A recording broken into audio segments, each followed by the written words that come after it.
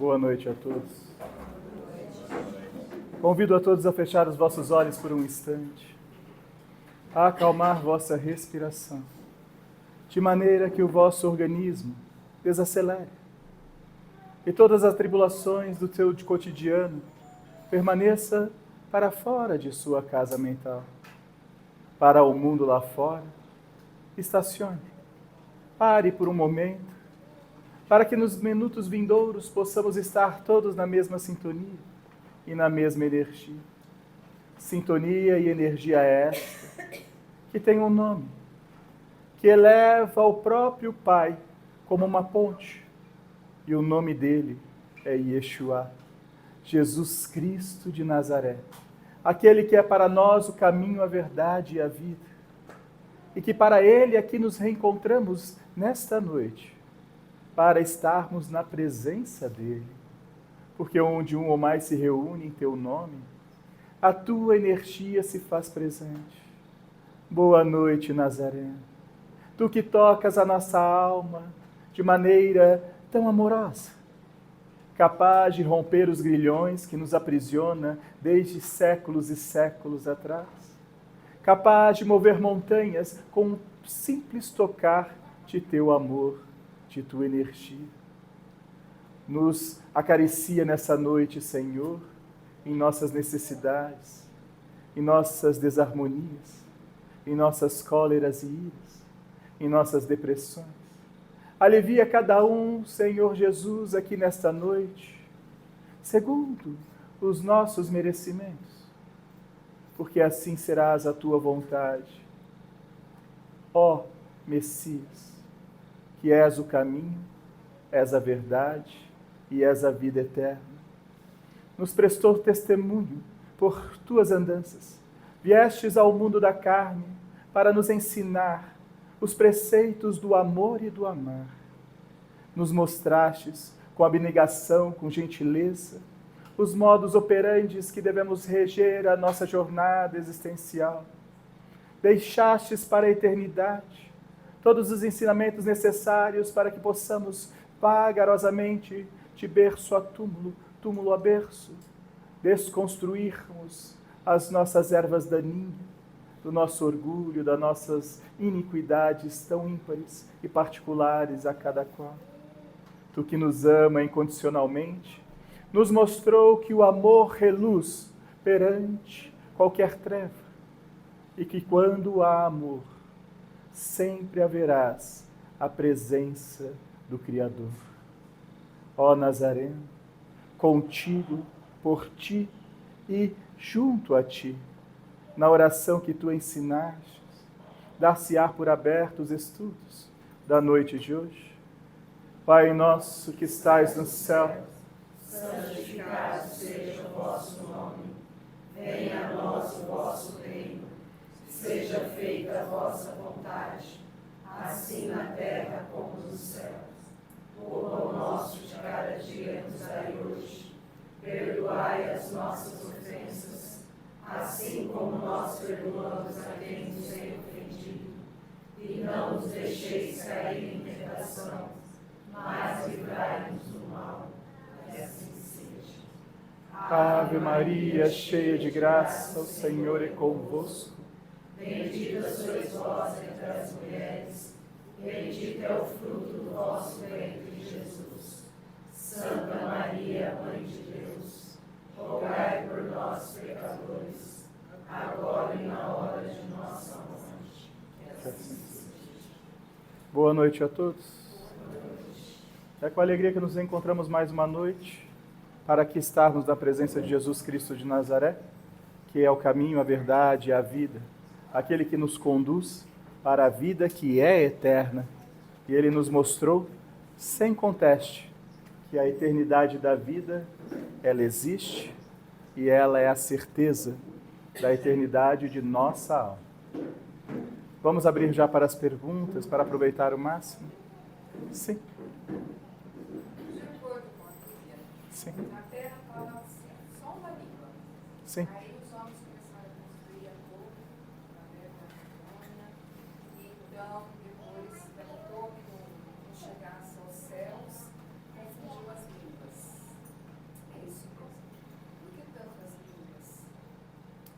Quando buscamos na mitologia os ensinamentos e assim o crivamos com a nossa consciência limitada de quando estamos encarnados, possamos entender as línguas como os dialetos, a língua fonética.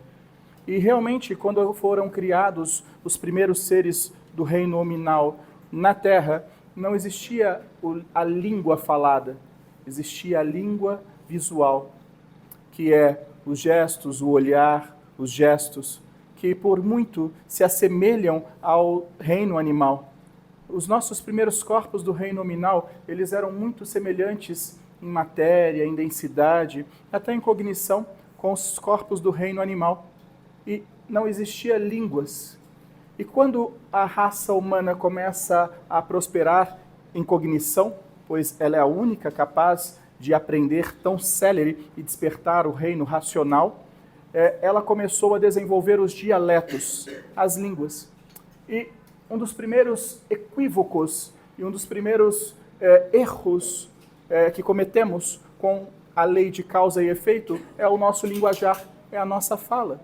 Eu venho sempre alertar a vós que só haverá reação para aquilo que temos ação e por muito ação da fonética. Errar menos é manter na casa mental os seus desejos, as suas ímpias, os seus mais intrínsecos pensamentos. Manter prisioneiro na sua casa mental. Se descê-lo para a fonética, para o diafragma, então será assistida uma ação, porque cada palavra lançada é uma flecha disparada, que só acerta e para no alvo. E isso requer depois uma reação, uma consequência desses atos. E quando a Bíblia nos traz que quando o homem começou a falar várias línguas, ele começou a errar mais. E errando mais, vamos para o plano espiritual mais debitórios, mas encravejados de defeitos, mas impregnados de iniquidades. Então, a língua foi e ainda será o maior desafio do ser encarnado.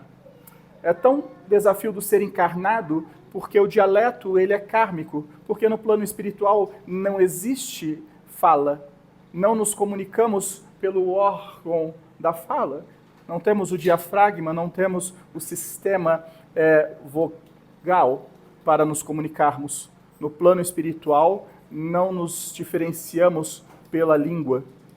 Nós nos comunicamos telepaticamente, pelas vibrações dos nossos pensamentos. Então, esta comunicação telepática é a comunicação dos espíritos, de vós também, quando estão na pátria espiritual. Para a comunicação telepática não há dialeto. Não se fala a língua portuguesa, a espanhola, a inglesa.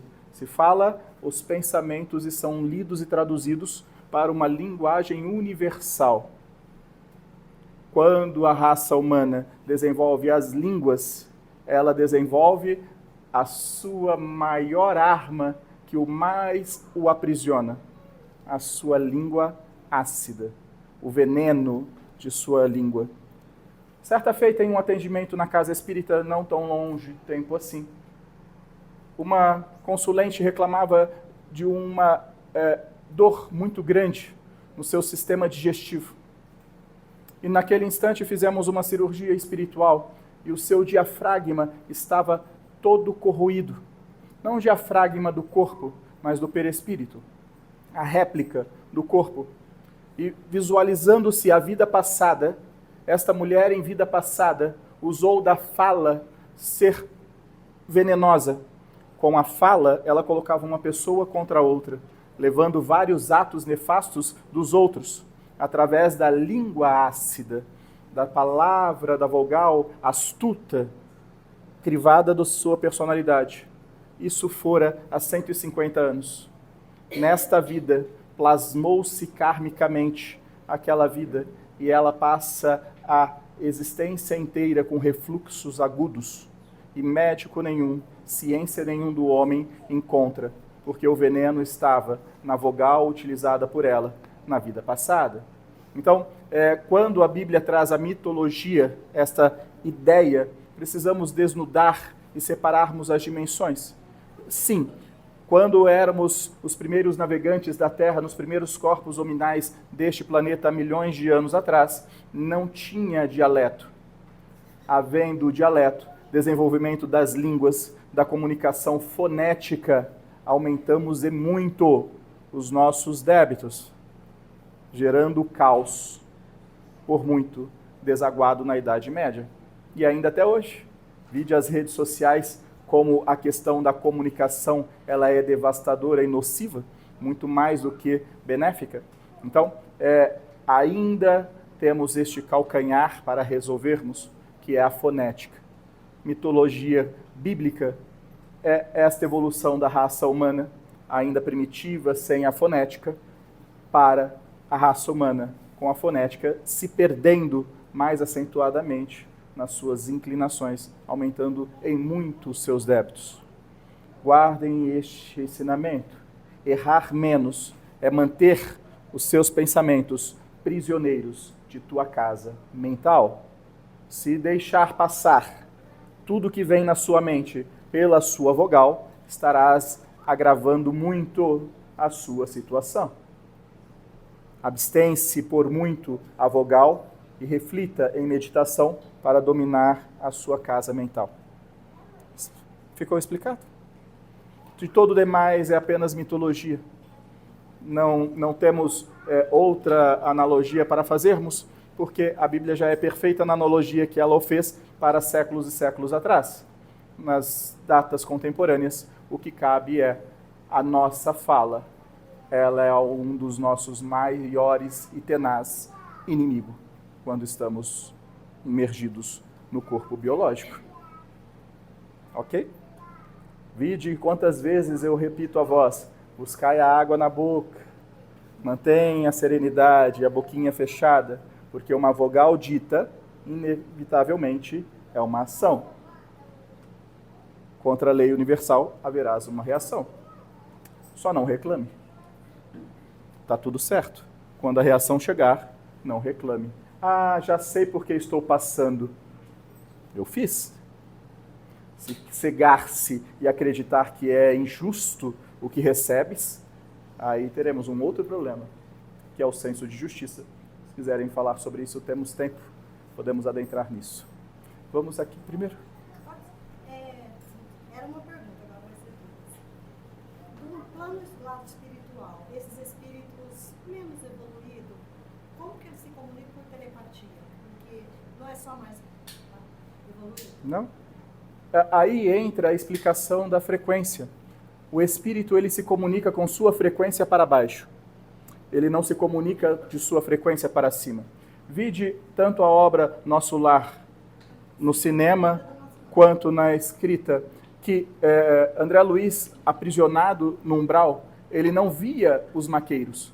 Ele via uma luz muito forte, um burburinho, mas ele não enxergava os maqueiros, e nem aqueles que buscavam o resgate. Ele apenas via uma claridade e se ofuscava com aquela claridade, sendo insuportável para ele estar na presença de tamanha intensidade de luz. É a vibração. Todos os espíritos, eles se comunicam telepaticamente com os seus ou abaixo. Por isso que na região umbralina, ele enxergava todos os sofredores. E quando ele inicia sua reforma íntima, quando ele percebe, através de suas reminiscências das orações da mãe, dos ensinamentos católicos que ele recebera e de todos que ali se preocupavam com ele, ele começa a se arrepender. E o arrependimento faz com que ele mude o seu campo vibratório, porque o arrependimento ele é importantíssimo para a melhora de todos, tanto no corpo quanto no espírito. Se não fosse o arrependimento, não teríamos propriamente a oportunidade de evoluirmos. Porque evoluímos porque nos arrependemos. Deixamos de fazer algo nocivo ao corpo porque nos arrependemos. Então o arrependimento faz parte, por amor ou pela dor, da nossa evolução. E quando o arrependimento é tomado em André Luiz, ele vibra uma frequência um pouco acima, ao qual ele começa a enxergar os socorristas. E aí ele começa a se interessar sobre, e começa a buscar. Mas isso, depois de longos anos, no plano já no umbral. E quando ele chega na cidade espiritual, ele não é levado para a cidade. Já se indagaram isso? Ele vai para uma câmara onde estão aqueles que socorreram ele, que ele já vibra para enxergar, e outros umbralinos recém-recolhidos. Porque se ele for para a cidade, ele não vai enxergar ninguém. E na câmara, no hospital, nosso lar, ele é drenado, purificado, filtrado, todas as suas vibrações, desconectados ao materialismo, límpido e dando a ele oportunidade para aumentar a sua vibração, para poder enxergar as pessoas que estão dentro da cidade. Porque senão ele vai vaguear na cidade sem ver ninguém. É só por este fato que precisamos estagiar nas câmaras de socorro e purificação. Porque com a nossa vibração, se adentrarmos, invadirmos o nosso lar, não veremos ninguém. Precisamos estar na mesma vibração. Espíritos evoluídos enxergam toda a sua cadeia abaixo, mas também não enxergam a sua cadeia acima. Por isso que cada vez que evoluímos, nos vislumbra as belezas e maravilhas da criação do Pai, porque somos ofertados a enxergar coisas muito mais singelas, muito mais sublimes e belas, ao qual, mergulhado dentro do nosso próprio orgulho, de nossa própria mesquinhez, vamos sempre nos aprisionando a enxergarmos menos. Não obstante, és vós, irmãos da carne, que se aficionam em um determinado assunto e se aprisionam em determinado assunto, esquecendo que o mundo é dinâmico e que as possibilidades são infinitas e sofrem a sua própria dor em volta do seu próprio umbigo. Não veem mais nada além da sua própria dor e do seu próprio sofrimento. Fazemos isso em vida, quiçá aqui no plano espiritual. E quando percebemos que há muito mais sofrimentos, muito mais agudos e tenazes do que o nosso próprio, nos colocamos a ver a dor e o sofrimento de tantos. E passamos a nos arrepender dos pequenos atos e das pequenas reclamações que cometemos. O processo é o mesmo. Entendido? A segunda é sobre uma lá, por exemplo, o André Luiz foi levado lá para essa câmara. E então, aquele fato de dar água para ele não existiu. E o fato deles tomar caldo na casa ali de Clarence, aquela coisa também não existe. Existiu? Existiu. Por quê? Quando você fala que não tem como tomar, não tem órgão, aí eu fico com isso na minha cabeça, vai lá no filme eles tomaram um caldo. Sim. E o caldo ofertado no plano espiritual é revigorante, mas não é feito de água, é feito de energia. O que se ingere são partículas energéticas que se somam à partícula energética criadora do seu perispírito. É fluido universal, magnetismo, não é feito de água. A sopa tem um aspecto de sopa porque a sopa é o alimento da humanidade há bilhões de anos. Então, faça a mesma textura e a mesma forma para não criar conflitos nos nossos irmãos que ainda não se despertaram. Ao ponto que propriamente dentro do nosso lar, conforme vai se desenvolvendo, vai não tendo mais a necessidade de reabastecer as energias. É como se colocássemos o carregador na tomada para enchermos uma certa energia. Então aquela água, aquela sopa, aquele caldo, aquele alimento, ele não existe da forma humana que vós conheceis. Ele é uma materialização magnética, assim como mesa, cadeira, sofá, prédio, estrutura, jardins, lagos, toda a forma que vislumbraram na obra de André Luiz, trazida por Chico ao mundo dos encarnados, é tudo criação espiritual.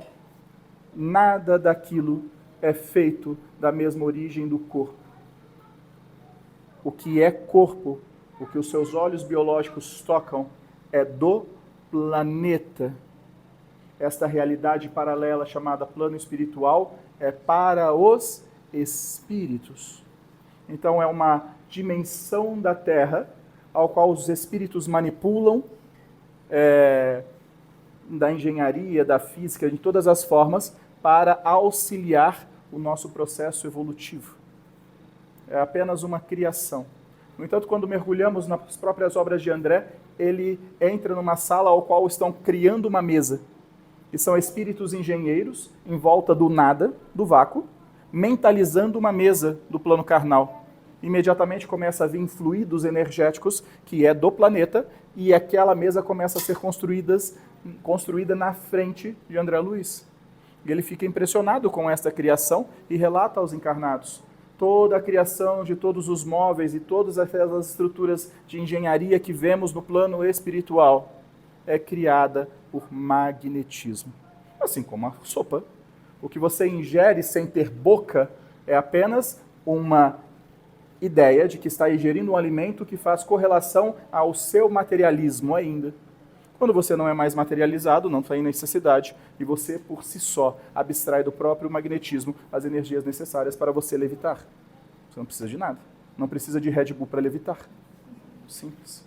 Quando você ainda não encontra essa liberdade do materialismo, não há outra forma. Como podemos convencer um espírito recém-saído do corpo que ele precisa abstrair do universo a energia necessária para ele sair da cama, que nem existe? Toma água. É água, toma. Estou com sede? Toma água. Percebe? É tão notório que quando André Luiz está no umbral, sedento de sede, ele vê a poça de lama, mas não consegue beber a lama, porque ela não existe. Ela é uma criação magnética. Não tem como beber a lama, é a água que está na lama. E ele sofre, e muitos sofrem de fome e sede, porque querem ter os mesmos desejos do corpo no plano que agora não há mais órgãos e nem sentidos.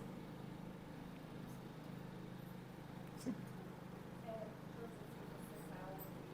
As coisas materiais pertencem ao mundo terreno, as coisas espirituais ao mundo espiritual.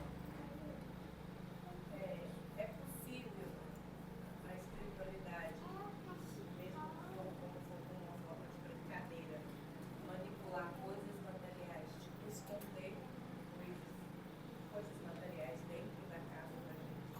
Por muito no passado, muito mais do que o agora. De 2010 para cá, com a última rotação da Terra, ao qual a Terra inclinou milésimos de graus, com a última transformação do planeta, esses espíritos não alçam mais tamanha volúpia sobre os nossos irmãos encarnados. Restrito ainda para eletricidade, que eles ainda manipulam com muita facilidade, e a retina dos nossos irmãos encarnados. Então, os espíritos levianos, os espíritos fanfarrões, brincalhões, zombeteiros, vampíricos, eles não escondem a chave de você. Porque a sua lembrança biológica está no seu córtex frontal. Então, quando você, exemplo, pegou a chave do seu carro e colocou em algum lugar, esta lembrança fotográfica daquele local está no seu córtex frontal. O espírito ele não vai pegar a chave, levitá-la e guardá-la dentro do pote de arroz. Ele vai entrar no seu campo mental ao qual você está dando brechas e apagar a imagem fotográfica da onde você colocou a chave e colocar inúmeras outras de outros dias como memórias mais recentes. E você vai passar a procurar aonde você encontrou nas outras memórias, menos na última mais recente. Então, a manipulação do teu córtex frontal, ela é mais eficaz. Então, é assim que eles escondem as coisas de vocês. Eles não levitam as coisas e escondem. Eles apagam a sua lembrança no córtex frontal e excitam as lembranças do mesmo acontecimento mais antiga, que é onde não vai estar. Então você roda. Enquanto você roda com as lembranças antigas, eles estão gargarejando, estão felizes, porque eles conseguiram tirar a tua paz. E quanto menor for a tua paz, mais acesso ele tem sobre vós. Simples assim. Então eles manipulam o seu córtex frontal, porque ele não se trata de tua memória espiritual. A tua memória espiritual é o teu inconsciente, a memória de longo prazo. Você precisa fazer repetições sistêmicas para levar do córtex frontal para o plano espiritual. Então você tende a levar as memórias mais felizes ou mais tristes de uma vida para o espírito, e não o cotidiano, o sazonal, o dia a dia. Isso é apagado do seu córtex frontal. Por isso que se eu perguntar a você qual foi sua refeição de 15 dias atrás, você não vai saber me responder. Porque são informações cíclicas que o próprio cérebro apaga, porque não há necessidade de armazenar. O que é importante, o que é traumático ou o que é felicitório, ele pega e manda para a alma. está na alma, está gravado para a eternidade. Córtex frontal é um quadro negro que você escreve. Quando precisa de espaço, você apaga, retira o que importa, joga para a alma e aí vai apagando. Esta é a vida biológica. Então, espírito manipula os quadros mentais. Por isso que você perde as coisas. E quando você reza para São Longuinho, um benfeitor chega do lado e fala, vamos parar com a graça porque ela pediu ajuda. Aí os espíritos saem fora. Aí o benfeitor traz o quadro que fora escondido de você e você, lembrei, vai lá e pega. É assim que funciona. Agora, manipulação propriamente dita, como eu disse, até 2010, de 2010 para cá, muito menos, mas ainda há. Ainda um espírito pode pegar e levantar um corpo e jogá-lo para a parede, pode empurrar um corpo, pode fazer N ações contra os irmãos encarnados. Ainda podem. Porém, eles precisam de um doador de energia encarnado. Então, para um espírito empurrar um outro encarnado, precisa que um encarnado terceiro dê energia a ele. Energia vital da matéria. Ele alimenta-se dessa energia, vai lá e se lança em cima do encarnado, derrubando o encarnado. Então pode acontecer, ainda acontece, com menor escala, mas ainda assim acontece. Mas a eletricidade não. A eletricidade, por ser um campo magnético, eles podem magneticamente interromper o fluido energético de uma tomada, de um fio, de uma casa, de uma lâmpada. Então é muito comum, quando você está em uma estrada, eles vão apagando as luzes, conforme você vai andando. Aí você olha, tudo para te incitar o medo, porque o medo é a porta de vazão, de entrada dos espíritos obsessores. Então é muito mais fácil manipularmos a energia elétrica, porque mandamos um pulso magnético perispiritual interrompendo o fluxo da energia de corrente contínua, e este interrompe-se, depois ele volta. É apenas uma interrupção para causar espantos, espasmos ou, propriamente dito, chamarmos a atenção dos nossos irmãos encarnados por algum propósito. Normalmente é propósito não tão bom, mas também se valem os espíritos bons para advertir os nossos irmãos encarnados. Mas a grande soma é espíritos zombeteiros, que querem tirar a paz dos nossos irmãos encarnados. Ok? E quando eles ligam, por exemplo, a televisão, aí não é interromper, como que eles fazem para fazer de ligar a televisão? Principalmente O sistema elétrico, existe um componente que apenas corta o fluxo de uma voltagem. O espírito pode gerar um curto naquele capacitor, naquela parte específica, fazendo com que a corrente passe. E é apenas um pulso de start, a televisão liga. Então, mas eles têm que ser muito técnicos para isso. Eles têm que fazer um cursinho. Eles têm tempo. Eles fazem um cursinho. Não existe propriamente um cursinho. É que as coisas erradas a gente aprende fácil. Então, a gente aprende em vida as coisas erradas fácil, lá também. Faz sentido quando eles falam que essa energia de adolescentes que eles pegam para poder fazer Não, essas coisas? Sentido nenhum. Não? A mesma energia que tem um adolescente tem um já no berço da morte. Eu não entendi por quê. A energia que nós utilizamos, igual para estar aqui, eu estou usando a energia do Douglas. Ele tem que dar a energia dele, senão eu não consigo me comunicar com vocês. Então eu estou dividindo a energia dele para estarmos unidos nesta noite. Se precisamos usar a energia, viemos na casa à noite, vocês dormem, vêm aqui na casa, concordam, e aí vocês doam a energia para a gente trabalhar em regiões mais densas. Esse é o trabalho noturno no campo espiritual com vós, irmãos desta casa, e outras tantas casas. Quando espíritos levianos querem energia, é mais fácil pegar de quem bebe. Então, se tem uma pessoa de 80 anos embriagada, eu vou pegar de um jovem que está são, saudável? Não vou conseguir. Embriagou, entorpeceu o cérebro com qualquer coisa, ficou fácil. Então, a proteção do corpo é o cérebro. Se o seu cérebro está atento, ativo e desperto, você tem mais propriedades para se defender. Se você entorpece ele com drogas, com bebidas, com remédios, medicamentos, você fica fácil. Isso não difere idade. Ah, mas se eu obsediar um jovem de 16 anos, ele vai me dar mais energia? Vai depender da mente dele. Se for deturpadamente, eu vou roubar toda a energia dele. Se for uma pessoa de 80 anos que está com a mente frágil, também vamos roubar toda a energia. Então não há propriamente dito. Mas as energias mais fortes, a energia que narreia você, capaz de dar força a um espírito derrubar um encarnado, são energias de morte. Então são basicamente de sacrifício de animais. Então mata um animal em sacrifício e a energia total daquele animal é dada a um espírito. Aí o espírito fica muito forte de energia terrena. Se eu estou com as baterias de energia terrena, eu posso me lançar a alguém da matéria e ele vai sentir o impacto, choque anímico. Então, para ter esta capacidade de interferência na dimensão, eu preciso estar repleto de energia anímica. E essa energia anímica ela vem da morte, do sacrifício. Por isso que alguns rituais satânicos matam seres humanos para doar essa energia ao espírito com fins nefastos de fazer mal a outro encarnado. Por isso que as matrizes africanas que seguem a doutrina do sacrifício de animal é dar o sacrifício do animal para os espíritos darem sequência em seus desejos. As frutas também têm, por isso que faz a oferenda de frutas.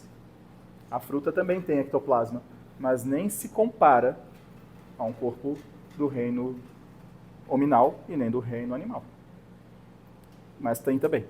Você põe a fruta, retira esse magnetismo, coloca no espírito e o espírito vai fazer aquilo que ele foi orientado a fazer.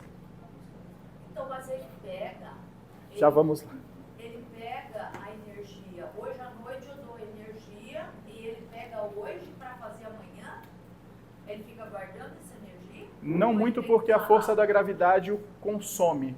Então, normalmente é rápido. Porque a gente aprende que para ocorrer um fenômeno físico na casa, por exemplo, derrubar uma cristaleira, tinha que ter uma médium de efeitos físicos ali. Qual é a diferença dessa doação desse médium, que a pessoa, qualquer ser humano, que todo mundo é médium, que doa esse ectoplasma, é diferente para ele fazer um fenômeno tão grande assim? Em um ambiente controlado, dentro de casas religiosas... Não, dentro de sim. casa. Em um ambiente controlado, dentro de uma casa religiosa, não é apenas os médiuns que doam. Fora da casa espiritual, sem sacrifício, não há materialização. Não adianta acreditar que o médium, ele por si só, será capaz de dar fluido universal para um outro espírito fazer qualquer forma material. Repito, de 2010 para cá. Sim, mas Porque e antes? antes era comum. Porque assim, a gente sempre viu que caía as cristaleiras, Sim. a cadeira cai. De 2010 para trás era uma pega outra fogo realidade. na Sim. casa. Não, eu quero saber de antes. Como Antes que era feito o processo como aqui estamos. O que acontece, o que mudou em 2010? A gravidade ficou mais forte, ela ficou mais densa. Por ela ser mais densa, os espíritos precisam de muito mais energia para vencer a força da gravidade. Então não é uma pequena doação que ele consegue transmutar os objetos da matéria. Antes de 2010, não. Antes de 2010 era comum, era casual. Caía prateleira, caía copo, quebrava as coisas, levitava as coisas. Nas reuniões de Chico havia materialização de espíritos. Para você fazer uma materialização de um perispírito para vossas retinas, é preciso matar uns 10 bois hoje. Só para ficar 10 segundos visíveis. Então precisamos sacrificar 10 animais de grande porte para fazer-se visível um espírito na presença ocular de vocês. Qual a necessidade disso? Mas na época que Chico fazia as sessões de materialização, não. Bastavam os médiuns normais doando ectoplasma para esses espíritos aparecerem. Então, repito, há uma grande lacuna. 2010, a Terra inclinou milésimos de graus. Essa pequena inclinação para o plano espiritual é suficiente para ter quadruplicado a pressão da força-gravidade sobre os corpos espirituais. Este é o início da transição planetária. Porque um espírito alto, com muita densidade, que são os espíritos trevosos, eles não conseguem vencer a força da gravidade e eles se escondem no núcleo da Terra. E lá eles não saem, porque se eles saírem, eles viram ovoides. Então lá eles ficam. E a grande transição planetária será com a inclinação maior da Terra ao passar do tempo. Data a 180 anos à frente, há previsto mais uma inclinação ao qual esses espíritos, mesmos escondidos nas trevas, virarão ovoides. Sendo ovoides, eles ocupam menos espaço, são levados a um planeta novo, para reencarnarem já em outros estágios de evolução, cada qual segundo o seu grau de adiantamento. Então, mas em 2000 e pouco, aconteceu de uma pessoa voar dentro de casa. Né? Sim. Aí, como que foi feito isso com a pessoa? Deixa eu te contar uma história.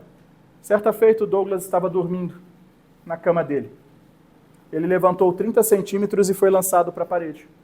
Exatamente, Sim. isso que aconteceu. Com 150 quilos. Levantou Com a e jogou. pessoa também Exato. foi isso que aconteceu. Estávamos em atendimento com uma moça da casa que fazia parte de um terreiro de candomblé. E nós estávamos auxiliando ela sobre o trabalho mandado por este terreiro para acabar com a vida dela. Porque ela era médium naquele terreiro e quando ela saiu, eles voltaram-se contra ela e transformaram a vida dela num caos. E nós estávamos auxiliando esta moça, ao qual o terreiro se voltou contra o médium.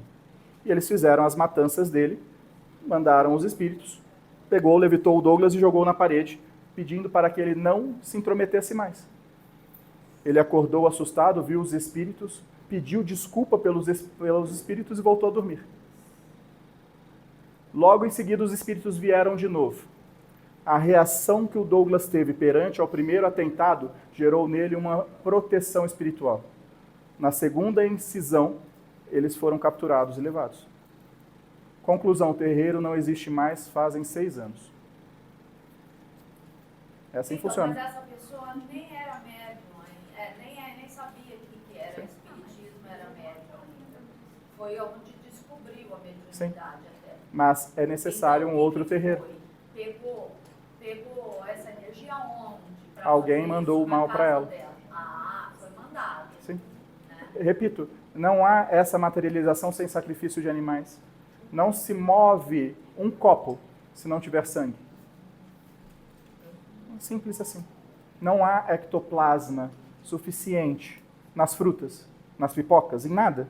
Apenas em sangue. Então faça esses sacrifícios dos animais, colocam no espírito e dão uma missão para o espírito. Vai lá e incomoda. O que tange é qual a reação do encarnado que está recebendo este açoite. O Douglas poderia ter acordado e ter ficado bravo. Ele acordou, olhou, viu os espíritos, disse: se me cobra é porque eu devo. E voltou a dormir. Como se nada tivesse acontecido. Na hora que ele voltou a dormir, os espíritos vieram novamente, numa segunda tentativa. Só que a reação dele primeira trouxe a ele a proteção. Aí você fala, mas ele não tinha proteção da primeira vez? Não, ele teve várias vidas passadas. Entenderam isso? Você não é medido ou apenas a sua envergadura está tangível pela sua obra presente. Você teve várias vidas. As suas vidas passadas mostram o que você onde você está. E só para vocês entenderem, se ele foi permitido este açoite, é porque quando ele estava no plano espiritual, ele fazia a mesma coisa. Por isso que foi permitido. A partir do momento que ele recebe este tipo de açoite e não revida, ele coloca ponto final em toda a sua história, quando ele errou no espírito. Ele pode vir a errar de novo? Pode, constantemente, está encarnado. Porém, o que faz jus a essa interferência do plano espiritual para o corpo dele, não mais. Por causa da reação que ele teve perante ao ataque. Foi permitido o ataque porque devedor ele era da vida passada. E também no plano espiritual, ao qual ele fazia a mesma coisa. Por isso que foi para o umbral. Mas isso é um outro caso. Aí, nesta vida, ele resolveu esse processo e seguiu. Mas sem hoje, de 2010 para cá, sem sacrifício de animal, não se mexe um copo. Olhamos a própria doutrina kardecista, que foi criada pelas mesas levitantes. Naquela época a mesa levitava. Apenas com a doação de 4 médiuns em volta da mesa. Hoje você não tira ela você nem mexe ela, porque a gravidade não permite. É a força da gravidade. Você cita Chico Xavier, as materializações, mas naquele primeiro centro que a gente trabalhou junto, eles falam, eu não estava presente porque eu ainda não sabia nada, que materializavam as coisas lá também, de um lugar para o outro, correntinho também, essas coisas. Mas agora você falando de 2010 para cá, aí põe em xeque aquela mulher do algodão. Como que ela materializa até hoje um monte de coisa, a noite inteira, o dia inteiro lá, de coisa. Se você fala que não materializa mais de 2010, ali sai caveira, sai pedaço de osso, sai prego, parafuso, vela de cemitério, imagem, caco de vidro, ele está falando.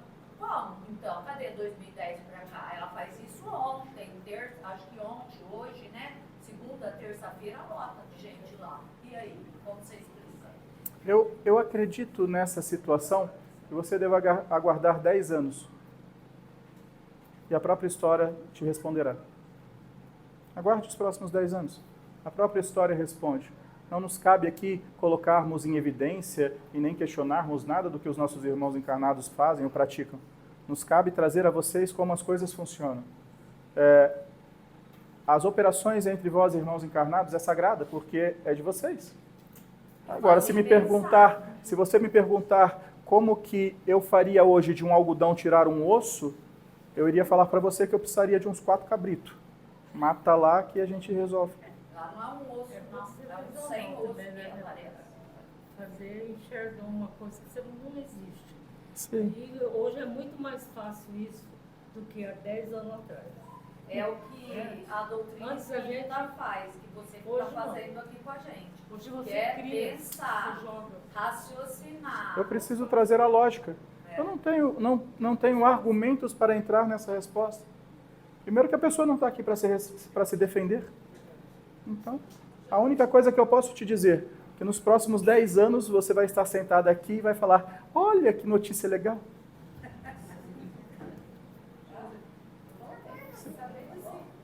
E ó, sabemos que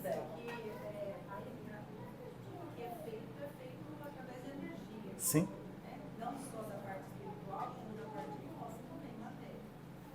Então, se uma pessoa te manda uma coisa ruim e você não capta aquilo, você não está naquela vibração, o que acontece?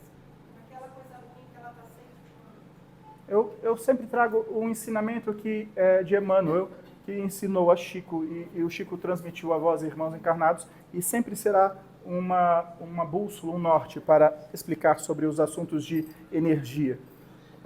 Todos os seres encarnados têm uma parede. Essa parede é chamada de envergadura moral. Uma parede. Imagine vós que desde o momento que você nasceu, você começou a colocar tijolinhos com ações morais, com atitudes de bença pai, bença mãe, boa noite, não malcriar, não responder. Todos aqueles ensinamentos básicos que tangem a formação, não apenas religiosas, mas moral. Porque para ter formação moral não precisa ter religião. São formações morais. Então você vai construindo esses tijolinhos morais. Quando alguém encarnado, desde o berço, vem construindo seus tijolinhos vagarosamente, com paciência, com serenidade, e vai colocando um tijolinho pertinho do outro, quando vem uma magia, quando vem uma energia de fora para dentro, esta parede protege. Ela blinda. Então, imagine que há uma parede e alguém te fez o mal. Quem lançou o mal a você está pegando uma energia e lançando. É uma pedra. Vai tacar em você. Se a tua parede está bem fechadinha, foi bem feitinha, a pedra bate e volta. Agora... Em algum canto, volta para frente. Volta. Porque é lei da física. Pode não ser hoje, mas... É lei da física. Quando você lança algo, ela vai ter uma força, vai encontrar uma parede, vai encontrar uma inércia, a parede vai absorver a sua força e devolvê-la. Com menor ou maior intensidade, isso depende do objeto que foi atirado e do objeto que está recebendo. Então, esta parede é de tua responsabilidade. Você está construindo ela. Então, alguém que tange a sua vida, repito, não tem nada a ver com religião. Moral eu sei aonde acabam os meus direitos e começam os meus deveres, eu sei onde começam os deveres do outro e acaba o direito do outro, eu não invado a vida de ninguém, eu respeito, eu permito que o outro seja como ele bem quiser, mas a mim eu me dou o dever de ser melhor a cada dia. Então, esses preceitos morais fazem com que coloquemos tijolinhos bem pertinhos. É muito difícil encontrarmos um encarnado com tijolinhos certinhos. Olhamos os encarnados, tem uns buracos assim. Ele é bom aqui, mas ele é mau aqui. Ele vem na casa religiosa, é um trabalhador da casa, chega em casa, bate na esposa, bate nos filhos. Chega em casa, ele é um tirano, chega no trabalho, ele é uma pessoa, transforma. Então, abrem lacunas. Eu coloquei um tijolinho aqui, outro aqui. Um tijolinho aqui, outro aqui. Eu vou deixando lacunas de personalidade, de moral. Lança a pedra. Vai ter um buraco desse tamanho e vai entrar. Então, a responsabilidade de recebermos a energia não é de quem lança, é de quem recebe. Porque se você está com os seus tijolinhos bem feitinhos, bem organizados, você vai receber e vai sentir. Você sente quando você toma um choque energético. Porém, você não vai trazer para o campo consciencial. Ela bate e volta. Ela bate e volta. Meus irmãos, se vocês não soubessem que este muro é perfeito e todos os têm, vocês não viveriam na vida. Porque pensamentos levianos contra a vossa pessoa são muitos. De pessoas que vocês menos imaginam. Seria insustentável respirar num corpo se não fosse essa proteção espiritual. Porque as pessoas simplesmente não gostam da felicidade dos outros. E assim elas lançam energias a bancarrotas, que nós mesmos, desprovidos de uma certa prudência, lançamos energia. Falamos assim, olha lá, sabia, mas ele me paga. Você está fazendo o quê? Você está pegando o seu ectoplasma, juntamente com energia magnética, fazendo uma flecha e lançando. O teu julgamento é um dardo venenoso, que vai ser lançado para um muro. Se o muro estiver fechadinho, ele vai voltar em quem? No vizinho? Em você. Então, olha, voltando na primeira frase, na primeira resposta da língua, olha como a nossa fonética, a nossa língua pode ser venenosa. Porque tudo que falamos é um dardo venenoso. Falamos, desejamos, lançamos. Constantemente, diariamente. E por muito somos bons, podemos ser bons. Não é a questão do só o mal lança energia. Os bons também. Os bons também lançam energia. Então, para que eu comece a fechar meus buraquinhos no muro, eu tenho que começar uma reforma aí. Olha, como é que você fecha o buraco? Reformando. Correto. Você pega o tijolinho e coloca. Aí você vai comprar um saco de cimento. Mas aí ninguém vai carregar o saco de cimento. Você que vai ter que carregar. Aí você carrega. Pode. A missão é fechar tudo. A missão é sair. A gente brinca que a missão do encarnado é sair melhor do que quando entrou no berço. Então, a missão do pedreiro na vida é fechar o máximo possível dos seus buracos. Não vão fechar todos, mas fechar o máximo. Eu disse a vocês que o importante é errar menos, correto? O que é errar? Eu coloco os tijolinhos tudo aqui. Aí chegou aqui em cima, eu fiquei irado, eu fiquei em cólera, eu briguei, eu peguei esse tijolo e falei, não quero. Aí eu pus outro, aí deixei um buraco. Aí eu vou deixando buracos. A hora que eu vejo, eu estou cheio de buraco. Aí a energia entra. E a energia, quando ela entra, ela não volta para quem lançou. Porque ela entrou em você. Ela encontrou hospedagem. Quando alguém te deseja o mal e você tem o mal, você hospeda o mal que te desejaram. Entendeu? O mal que me fazem não me faz mal. O mal que me faz mal é o mal que eu faço. Porque fazendo o mal, eu me tornarei uma pessoa má. E se eu sou uma pessoa má, eu retroalimento o mal que me lançam. Então, uma pessoa que é má, todo mal que vem a ela, ele abraça. Ele abraça. Então é por isso que nós falamos, não precisa fazer nada contra o mal. O mal por si só se destrói, porque ele se soma tanto com outros maus que ele fica pesado demais. Não prospera, não reverbera, não progride, ele estagna. Não precisa fazer nada com quem está declinado a fazer mais o mal. O mal por si só se destrói.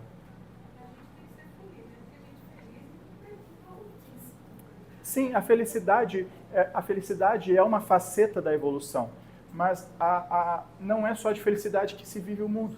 É preciso saber sofrer, é preciso saber chorar, é preciso saber as suas batalhas. É mais importante você saber as suas dificuldades do que saber o que te faz feliz. É mais importante saber o que vai te derrubar do que o que te faz feliz. Porque se você tiver mais sabedoria no que te derruba, você se fortalece. Se você acreditar que a vida é só sorrir, você vai sorrir para tudo e vai cair toda hora. Porque você não encontrou a forma. A felicidade é o oásis. Ele é algo que nós iremos chegar, mas vamos degustar. Mas é preciso saber as dores. E nisso eu trago um outro ensinamento que eu sempre repito a vocês. O que é humildade? A humildade não é um ato que você pratica para com o outro. Não é chegar aqui, nossa, você precisa de um sapato, toma o meu. Uma caridade, estou sendo humilde. A humildade não é um ato de que eu tiro de mim para mostrar que eu não preciso disso para os outros. Não tem nada a ver com a relação mundana. Ato de humildade, que é um agente importantíssimo na reforma íntima, é a pessoa encarnada, o espírito encarnado olhar no espelho e saber exatamente quais são os defeitos dele.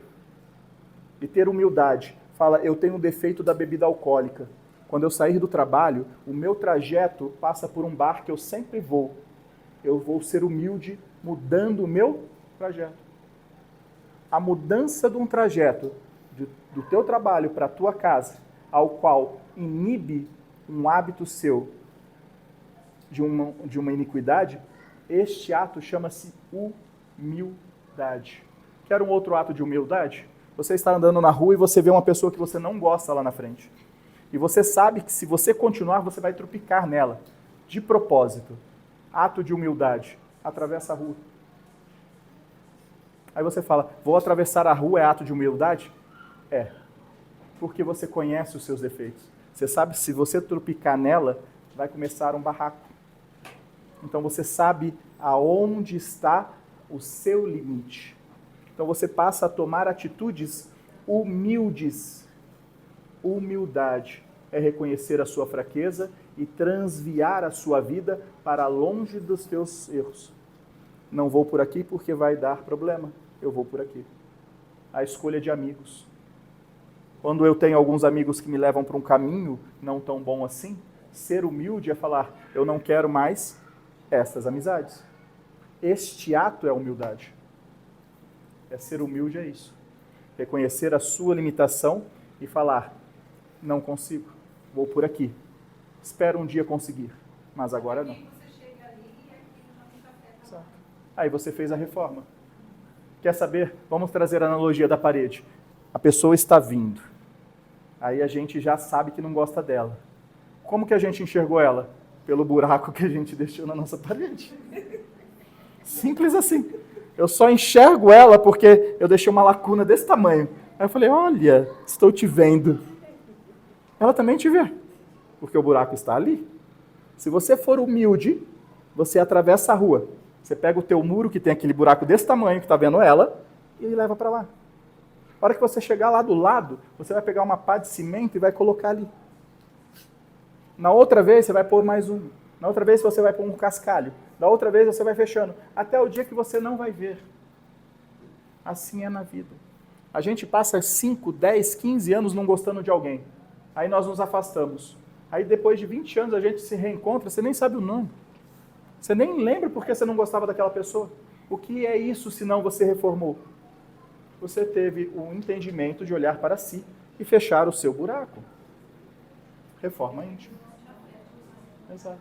Alguém pensou assim, estou lascado, tem um monte de buraco. Sim. Alguns. Explodiu assim um monte de bolinha. Sim, estamos cheios. Porque se a gente falar que cada pessoa que a gente enxerga que a gente não gosta é um buraco em nós, está bem esburacada essa tábua de tiro ao alvo. Sim. Vamos lá e a gente retorna aqui e encerra por você. Eu não sei se responderei, mas a gente encerra com você. Quando você falou da materialização precisar do sacrifício, me lembrou uma outra pergunta. Eu aprendi com uma pessoa aqui da casa, frequentou um banco, agora eu não estou mais tão frequentante porque eu estou estudando. Mas eu frequentava os estudos de um banco também, junto com a Miriam. E eu aprendi com a pessoa da casa que hoje, muitos centros não há mais necessidade de coisas materiais como bebida, café, sacrifícios de animais, cigarro, para manifestação dos guias, né? Sim. E, então, nos casos, leva duas perguntas, na verdade. Nos casos dos terreiros de candomblé, que são as chamadas roças, os terreiros de quimbanda, que ainda fazem esses sacrifícios animais, eles estão, de certa forma, prejudicando os médios? E outra pergunta também. Quando eles fazem algum trabalho, por exemplo, que seja para curar tal pessoa, é necessário fazer um sacrifício de uma galinha, por exemplo, e ofertar essa galinha meia-noite no céu. Isso realmente ajuda a pessoa a curar alguma coisa? E quando eles estão...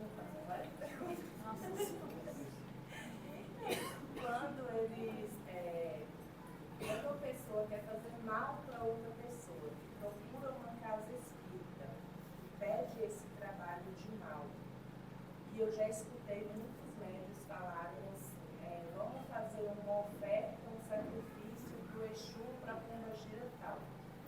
Eu, como médium, um estudante muito leigo ainda, me recuso a acreditar que tanto o Exu quanto a Pombagira, que eu já trabalhei com eles na Umbanda, sejam capazes de fazer mal a alguém. No candomblé e na quimbanda, realmente, eles fazem ou não? Isso é pintado como se fosse Exu e Pombagira e, na verdade, não são eles. Ok. Vamos começar do final e depois você vai me refrescando, porque a resposta será um pouco longa. Quantos professores já passaram por sua vida acadêmica? Muitos. Todos eram bons? Não. Mas eles tinham o mesmo status quo, professores.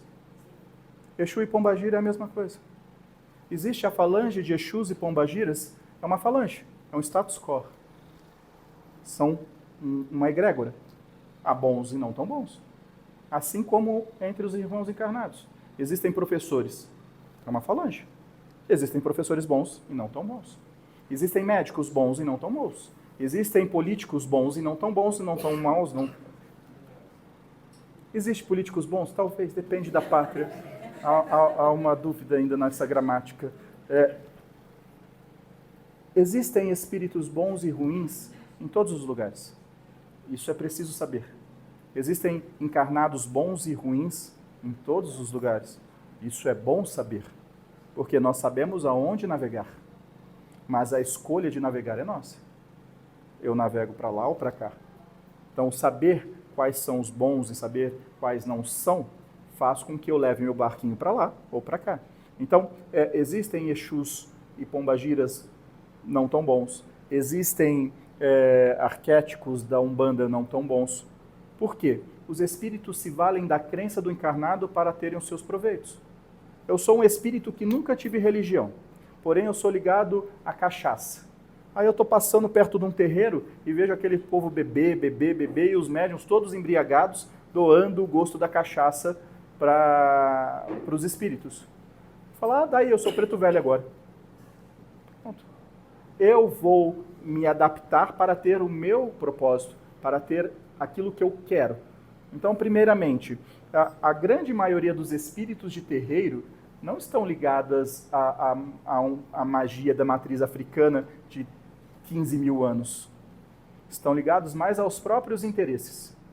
Então, quando nós entramos num terreiro de quimbanda, onde tem muito sacrifício, o que menos encontramos lá são espíritos realmente da linhagem ancestral da África.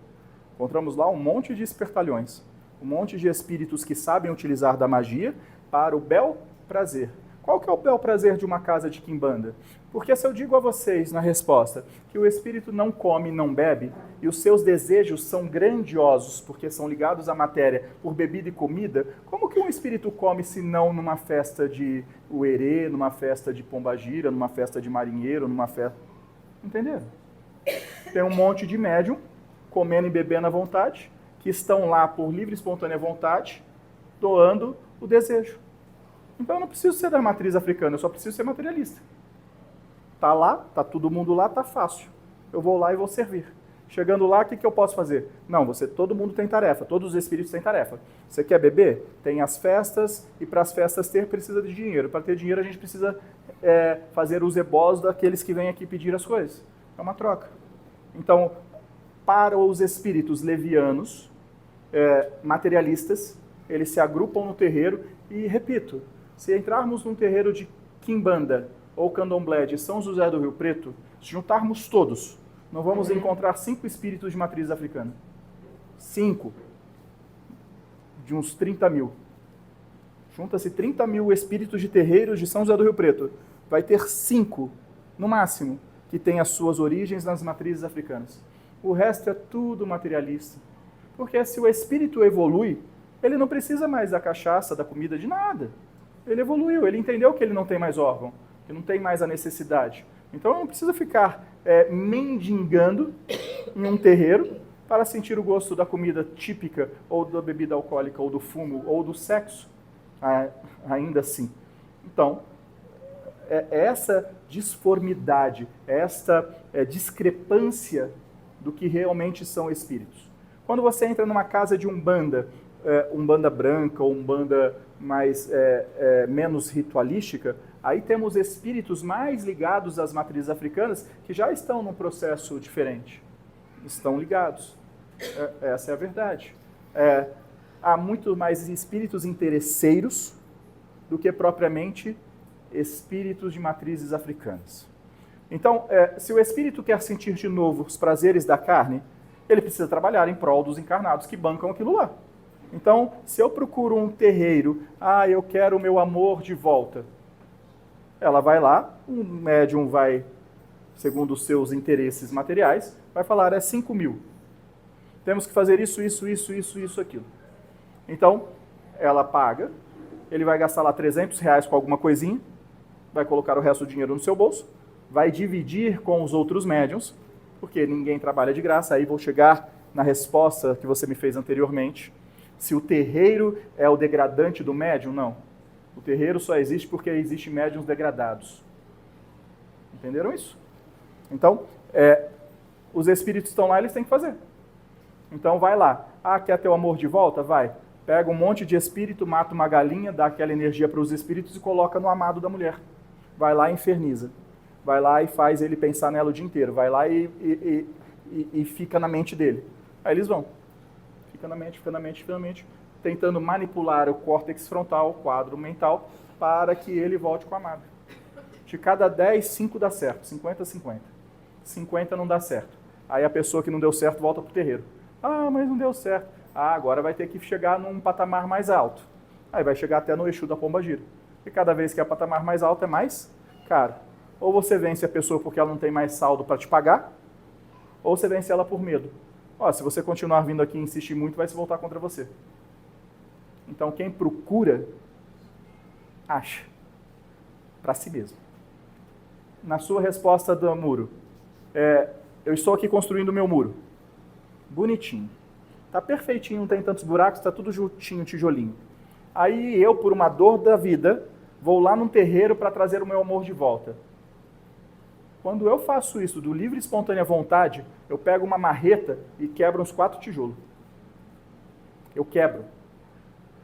Eu arranco 4 tijolos na marretada da minha envergadura moral. O que vai acontecer comigo? Buracos que eu não tinha, acabei tendo. Todo mundo que procura um terreiro para benefício próprio, no passar da vida, ele recebe um monte de pedregulho pelo buraco que ele abriu. Não há como você lubridiar e nem enganar esta máxima. Quem procura magia para receber os benefícios da matéria, abre buracos. Por horas, você pode até conquistar o que você quer, mas você deixou buracos. Esses buracos vão entrar pedrada. E não é na hora, é na frente. É assim que funciona. Quer procurar? É livre. Livre-arbítrio. Mas saiba, cada vez que você vai, você está arrancando tijolinho. Alguém falou assim, mas eu já fui jogar cartas. Eu joguei búzios. Isso também é um tijolinho? Não. Quando você joga cartas e joga búzios, coloca carta e joga búzios, você está arrancando um pouco da tinta.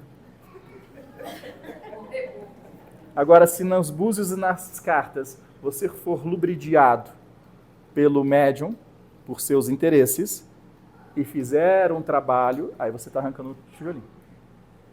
Ok? Vai jogar cartas, vai jogar búzios, faz o que vocês quiserem. Mas nunca queiram tomar vantagem em nada. Porque o que é tomar vantagem? É ter o que o outro não tem por igualdade ter. Será que isso é de Deus? Deus daria essa condição de ter alguém que por ter dinheiro pode usar a magia e quem não tem dinheiro não pode? Que Deus é esse? Que Deus é esse? Que Deus que deixaria uma pessoa abstrair o conhecimento da magia da África, permitindo apenas esse se valer dela para o benefício dele, ante a tantos outros? Não é esse Deus. Isso não é igualdade. Isso não é amor universal. É qualquer outra coisa, menos Deus. Deus é justo, Deus é amor. Ele nos dá capacidades iguais para todos. Qual que é a capacidade que Deus nos dá? A capacidade de termos um cérebro pensante e tomarmos decisões racionais. As nossas decisões constroem as nossas proteções. Se eu tenho decisões erradas, a minha construção será errada. Se eu tenho decisões mais assertivas, as minhas escolhas são mais assertivas, consequentemente as consequências serão mais assertivas. Simples assim. Esta é a equidade e a igualdade de Deus. Fornece a todos os corpos um cérebro capaz de te proteger espiritualmente sobre qualquer ações. Aí você vem e bebe. Fica bêbado, embriagado. Vai culpar Deus por quê? Ele deu a propriedade igual para todos. Todos que têm um cérebro, vivem na carne, têm a mesma proteção por igual. Isso é Deus. Dá proteção por igual. Ele deu o livre-arbítrio. Se você quer usar drogas e cair na mão dos espíritos vampíricos, a decisão é sua. Mas todos estão iguais. No entanto, que quando passa o poder das toxinas das drogas, você volta a ter as mesmas proteções. Todos somos iguais e temos as mesmas oportunidades. Todos somos capazes de pensar e raciocinar e tomar decisões. Quando queremos tomar vantagem, encontrar caminhos mais curtos, nós só estamos mostrando a Deus aquilo que nós queremos para a nossa vida. Então, não é um caminho bom. Nunca é um caminho bom. Aí você pode me falar assim, então por que existem tantas crenças e tantas religiões e tantas doutrinas e tantas... Porque há aqueles que procuram. Aonde nós podemos melhorar? Vida após vida. Porque quando melhoramos e nascemos de novo, não vamos procurar mais. Há tantas religiões que deixaram de existir, há tantas outras que vão deixar de existir. Porque a única religião que perdurará e será eterna é a religião do amor.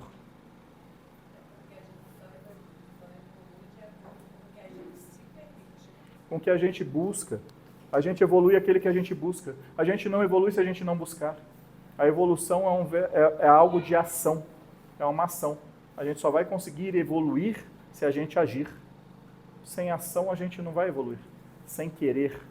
Sem olhar para dentro de nós e ver aonde queremos evoluir. E aceitar essa transformação. Buscar subterfúgios. Repito, buscou a magia para resolver problema, você arrancou um tijolinho. Ah, e agora? Reclama não. Você vai receber uma pedrada por aquele tijolinho. saiba que entrou por ali. Fala, entrou. Vou tentar agora não fazer de novo. Ok? Dentro da sua pergunta, você perguntou se isso tinha eficácia. Por que existe eficácia nos terreiros? Porque todos nós estamos com os nossos muros todos esburacados. Então, quanto mais buraco tem, mais fácil é. Então, a cada 10 pessoas que procuram um terreiro, 5 que chegam lá, as pessoas que elas estão pedindo mal ou alguma coisa, não tem proteção nenhuma. Porque viveram a vida como bem quiseram, sem responsabilidade para consigo mesmo. Isso tirando as entorpecentes. Álcool. Vamos colocar num grupo de 100 pessoas encarnados. Tirar álcool, drogas e remédios. Quantos dos 100 vocês acham que estão fora disso? Então chegou no terreiro, é tão fácil? É só esperar ele se dopar com remédio para dormir ou para qualquer outra coisa? Esperar ele usar um baseado, esperar ele beber uma cachaça? É só esperar. Não tem trabalho nenhum para o espírito. Se as ações dos nossos irmãos encarnados não ajudam, para o espírito do terreiro é a coisa mais fácil do mundo. Chega a analisar, ele gosta de uma cachaça de sexta-feira à tarde. Ele senta e espera sexta-feira. Simples. Percebe? Mudança dos velhos hábitos. Repito, meus irmãos, isso é importantíssimo. A tua proteção para o plano espiritual chama cérebro. Se você entorpeceu ele com álcool, com droga ou com qualquer medicamento, você perdeu a proteção natural do plano espiritual. Ah, mas eu não consigo. Então, analisa a tua vida. Quando tiver muito, muito, muito bagunçado, para. Para com esses vícios naquele processo. Porque quando está encarnado, você não está sempre na tormenta. Você tem a mansidão e a tormenta, a mansidão e a tormenta, a mansidão e a tormenta. É assim porque senão ninguém suporta. O encarnado não conseguiria progredir se fosse só tormenta. Então, na calmaria, segue. Na tormenta, parem de usar as entorpecentes. Quando a vida estiver muito tribulada, parem de usar. Faça a promessa, o propósito. Por que a igreja evangélica usa tanto de propósito? Você vai na igreja evangélica com a tua vida de perna para o ar. A igreja evangélica chega aqui e fala assim, vamos fazer um propósito. A tua vida vai melhorar. Só que nos 40 dias você não pode beber. Você não pode usar droga. Você não pode fazer isso e aquilo. Isso é um propósito. O que é isso perto do que eu estou falando a vocês? No momento de turbilhão que está a sua vida, buscai a proteção natural, que é o teu cérebro límpido. Não precisa ofertar nada a ninguém num Deus punitivo. Faça com você mesmo. Entenda racionalmente que quando estiver no turbilhão, os espíritos estão alvoroçados. Se estiver com seu cérebro entorpece, você só vai alongar o turbilhão. O que poderia durar 3 meses, dura 1 ano. Então a pessoa vem, nossa, faz 1 ano que eu estou sofrendo. Eu falo, sim, faz 1 ano que você não para de beber. Como que você quer ajuda de algum lugar? Não tem como. No momento de turbilhão, pare com os vícios. Você vai ver que vai ser rápido, volta a calmaria, vem o turbilhão, você já sabe o que tem que fazer, de forma racional. Sem fazer promessa, sem fazer propósito, sem fazer nada. É só uma observação racional. Está feia a minha vida agora. Deixa eu parar com os meus costumes, com os meus vícios. Estaciono eles. A tua vida melhora. Paz. Vem a calmaria. Na calmaria você faz o que você quiser. Mas no turbilhão, nas tuas provas e expiações, fique sem as entorpecentes. Facilita muito o teu desfelo, o teu progresso. Facilita muito. Porque o que vemos de irmãos encarnados se perdendo por causa das bebidas, dos momentos de tempestade, que ele fica no momento de tempestade 1 ano, 2 anos, 3 anos, 4 anos, aí o físico vai embora, vem a patologia para acalmar. Aí a hora que você olha para a árvore probatória dele, ele tinha que passar 3 meses. Era 3 meses de tempestade, ele transformou em 4 anos. Porque nos 3 meses ele não deixou a droga, não deixou a bebida, não deixou nada dos velhos hábitos. De 3 meses se estenderam a 4 anos. Ele foi parar numa cama de hospital. Percebe? A culpa tem o espírito? Nenhuma. O espírito só se alimenta daquilo que em você faz morada. Entendam essa frase. O espírito só se vale daquilo que em você tem morado. Mais nada. Se você não tiver morado, ele não vai fazer nada contra você. Nada. Nada. Ok? Ficou toda respondida as perguntas? Sim. Entendeu bem do médium? Sim. Nenhum terreiro deturpa um médium. Nenhum. Eu não digo que o médium deturpa o terreiro, porque o terreiro se retroalimentam, mas por interesses mútuos. Paulo? Boa noite. Pegando um gancho da falou a respeito da Torre de Babel, né? Sim, Vários idiomas. sim. Eu queria saber por que temos várias raças. Por que nós temos japoneses, negros, brancos, temos caucasianos, nós temos vários tipos de raças. Por que Deus criou várias raças? Não fez uma só, né? Partindo da premissa da linguagem, que são várias. São várias raças. Precisa isso, ter várias raças. O espírito precisa escolher em que raça que ele vai, para dirimir talvez algum problema dele, ou tirar algum karma. Precisa de uma raça específica. Ou ele pode dizer, não, eu não quero isso, eu não quero nascer no Brasil, eu quero nascer na Espanha. Eu não quero nascer no Brasil, eu quero nascer na União Soviética, por exemplo. Sim. É interessante a tua pergunta. E a resposta é bem peculiar também. Quando Deus criou o homem, na mitologia, ele criou Adão e Eva. Ele não fez Adão negro e a Eva branca. Não foi assim que ele fez. Isso na mitologia. Quando buscamos a mitologia e vemos que ele criou dois seres com a mesma tonalidade de pele, apenas dividindo a questão sexual para que houvesse a perpetuação da espécie, porque esta é uma máxima do planeta, do reino animal, que já hospedava o planeta muito antes dos seres humanos. Entendam isso. A questão sexual biológica de um homem e de uma mulher para ter um nascimento, ela é herança do reino animal, que hospeda a Terra muito antes da nossa imersão no planeta Terra. O reino animal é muito mais antigo. Então pegamos os costumes e as maneiras reprodutivas do reino animal, criou-se o corpo animal e hospedou-se um espírito, dando um novo reino chamado nominal. É a mistura do animal com um espírito reino nominal.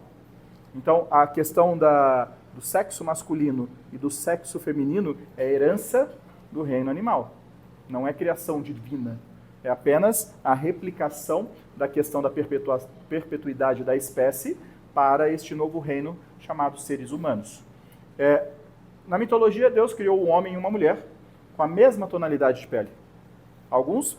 Nós vemos muitos filmes que são homens brancos, loiros, dos olhos azuis, mulheres belíssimas. Deus criou a raça hominal. Assim como na mitologia da Torre de Babel, onde as línguas separaram a nação, separaram os povos, o preconceito separou as raças.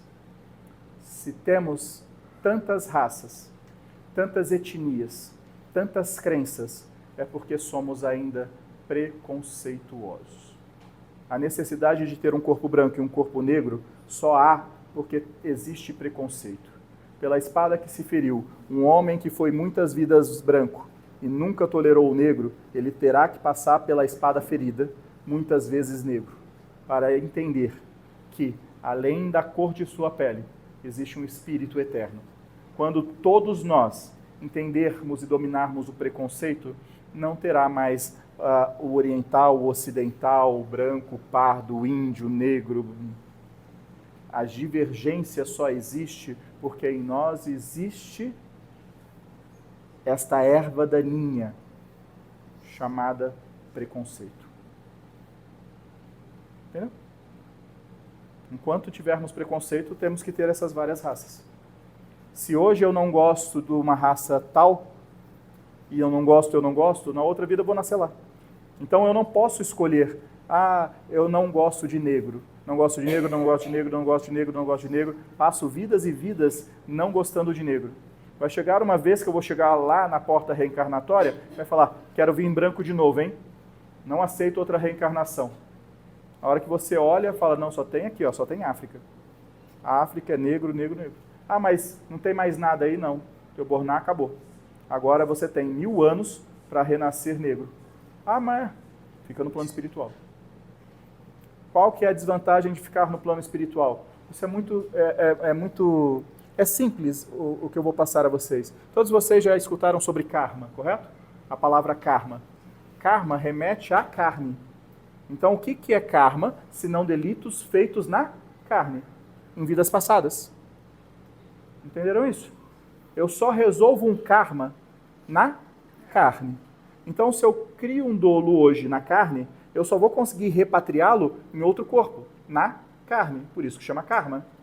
Quando eu faço um delito no plano espiritual, eu vou repatriá-lo na pátria espiritual. Entendeu? É um delito espiritual, pátria espiritual, delito da karma e um karma em outra vida. Então, se eu não quiser reencarnar, todos os meus karmas vão ficar lá paradinhos. Aí vem Jesus e fala, ninguém ascenderá até pagar o último ceitil. Aí olha para trás e vê tudo teu karma. Então você fala, não quero mais reencarnar, ótimo. Fica aí. 1000 anos, 2000 anos, 3000 anos, o tempo que você quiser. Mas a tua trajetória kármica ficará estagnada. Ah, mas eu não posso ser um bom samaritano no plano espiritual? Pode. No plano espiritual você vai reaver todos os seus débitos espirituais. Aí você é um espírito evoluído, cheio de karma. Grande coisa. Você não bate asas. Porque o que é kármico, ele te aprisiona no planeta. Entenderam isso? Olha como é interessante. Os egípcios, há 12.000 anos atrás, eles vieram de Capela. Espíritos extraterrenos com um avanço absurdo na ciência, na tecnologia, na filosofia. É o berço da civilização moderna, são os egípcios. 12.000 anos atrás. Maias, astecas e incas, egípcios, os Himalaias. Todos na mesma reta. Vieram todos de Capela. Espíritos evoluidíssimos já estavam num grau planetário acima do da Terra. Já estavam lá. Foram no oásis, vivenciaram o oásis, aprenderam e voltaram aqui para nos auxiliar. Chegou aqui, quando reencarnou, falou, que povo mais besta. Deixa eu dominar eles porque eles são muito fracos. Escravizaram os nossos irmãos que já estavam aqui na Terra. Conclusão, nenhum voltou para a Capela.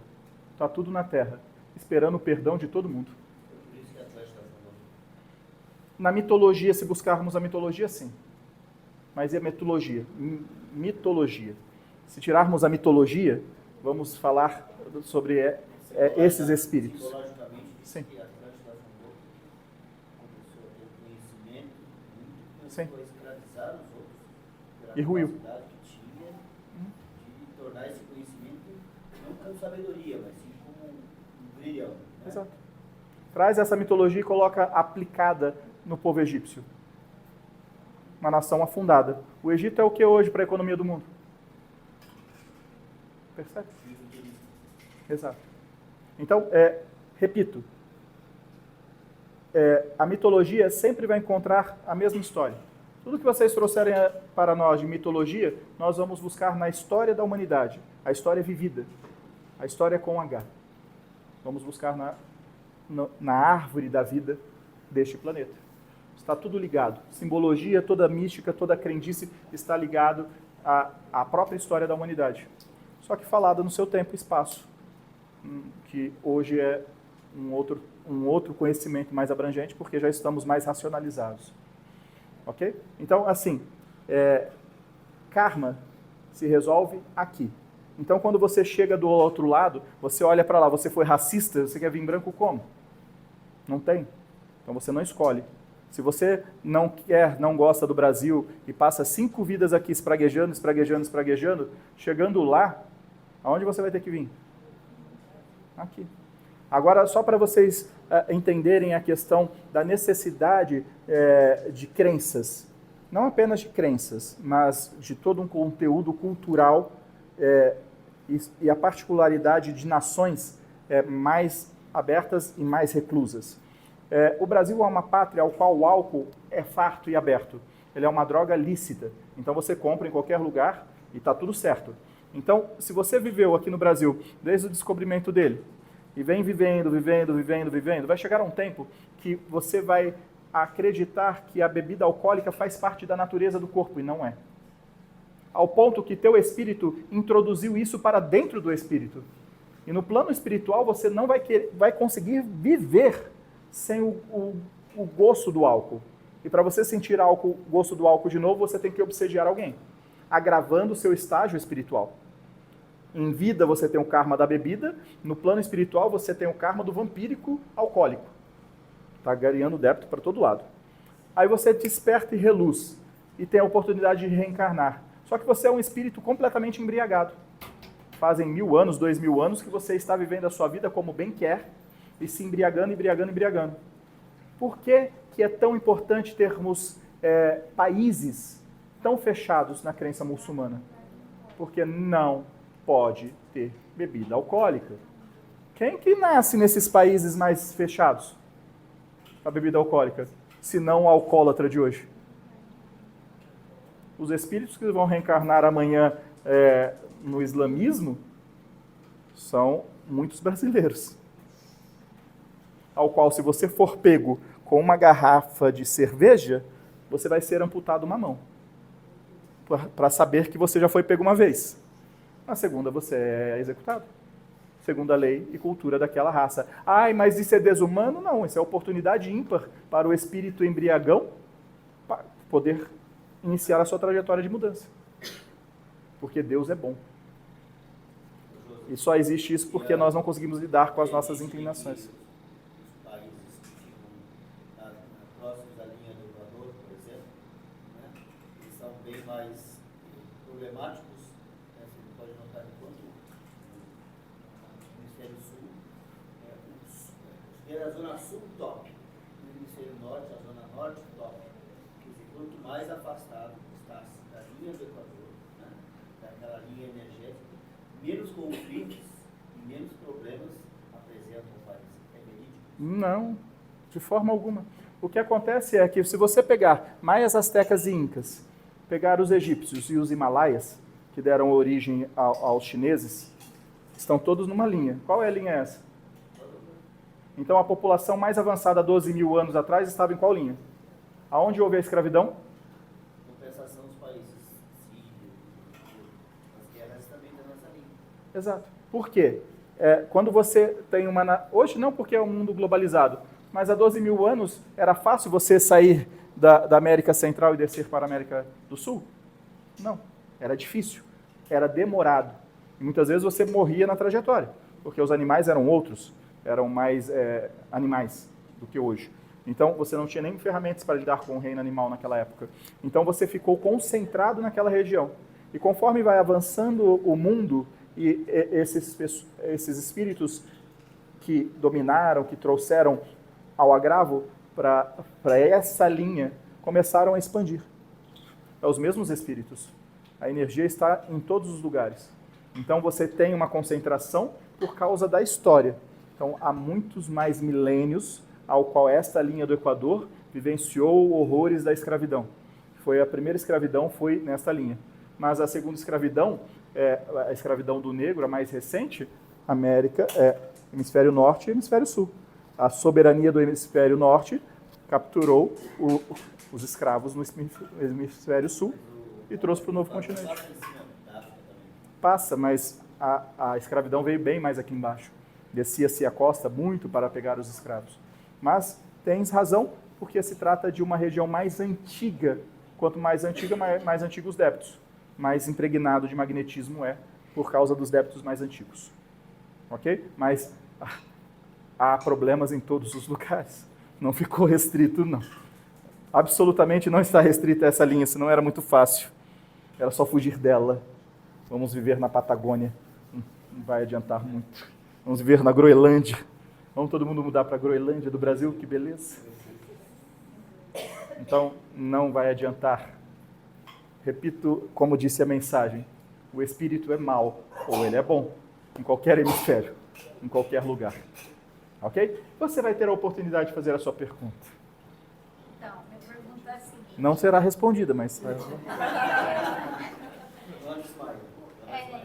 por acaso tem a ver com o assunto.